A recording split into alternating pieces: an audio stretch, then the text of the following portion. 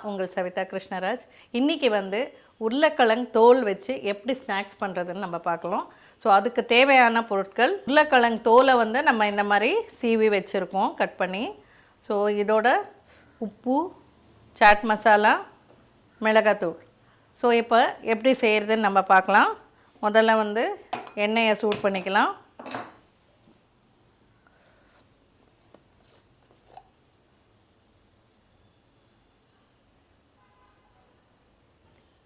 So நம்ம வந்து உருளைக்கிழங்குல வந்து சிப்ஸு பண்ணியிருக்கோம், ஃப்ரெஞ்ச் ஃப்ரைஸ் அந்த மாதிரி எல்லாம் நம்ம பண்ணியிருக்கோம். ஆனால் தோல், உருளைக்கிழங்கோட தோலை யூஸ் பண்ணி ஒரு ஸ்நாக் பண்ணுறது இது டிஃப்ரெண்ட்டாக இருக்கும். இப்போ எண்ணெய் காஞ்சிடுச்சிங்க. ஸோ இந்த மாதிரி இதை கட் பண்ணி ஆற வச்சு வச்சுருக்கோம். ஸோ இது வந்து நம்ம எண்ணெயில் போடலாம். இது ரொம்ப சிம்பிளான டிஷ்ஷுங்க, ரொம்ப சூப்பராக இருக்கும் சாப்பிட்றதுக்கு. நான் வந்து ஒரு 4 உருளைக்கிழங்கு தான் எடுத்திருக்கேன். ஸோ 4 உருளைக்கிழங்கை வந்து தோலை கட் பண்ணிவிட்டு,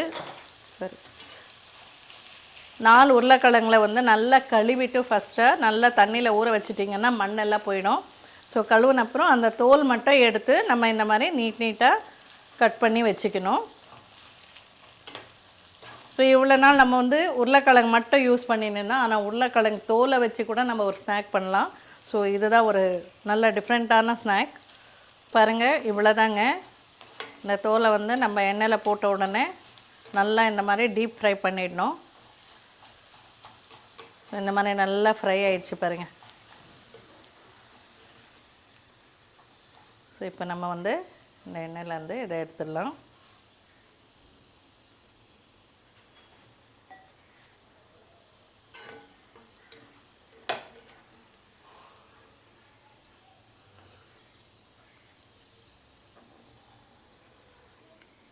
ஸோ நம்ம வந்து உருளைக்கிழங்கு தோலை கூட நம்ம வேஸ்ட் பண்ண தேவையில்லைங்க. ஸோ இப்போ பார்த்திங்கன்னா இந்த மாதிரி எண்ணெயில் டீப் ஃப்ரை பண்ணியாச்சு. ஸோ நல்லா இப்போ அப்படி வந்து ப்ரெஸ் பண்ணிட்டோன்னா ஸோ எண்ணெய் எல்லாம் போயிடும். ஸோ அவ்வளோதான். ஸோ இப்போ இதில் வந்து நம்ம இதுக்கு தேவையான உப்பு, இதுக்கு தேவையான காரப்பொடி, இதில் வந்து கொஞ்சோண்டு சாட் மசாலா போடுறோம்.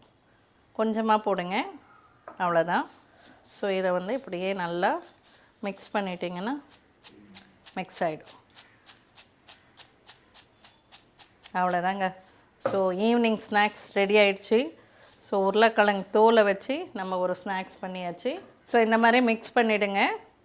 இப்போ உப்பு காரம் எவ்வளோ தேவையோ உங்களுக்கு அவ்வளோ போட்டு நீங்கள் அதெல்லாம் மிக்ஸ் பண்ணிக்கலாம். So potato skin snack ready ஆகிடுச்சு. நீங்களும் இதை ட்ரை பண்ணி பாருங்கள். நாளைக்கு இன்னொரு டிஷ்ஷோடு உங்களை சந்திக்கிறேன். நன்றி, வணக்கம்.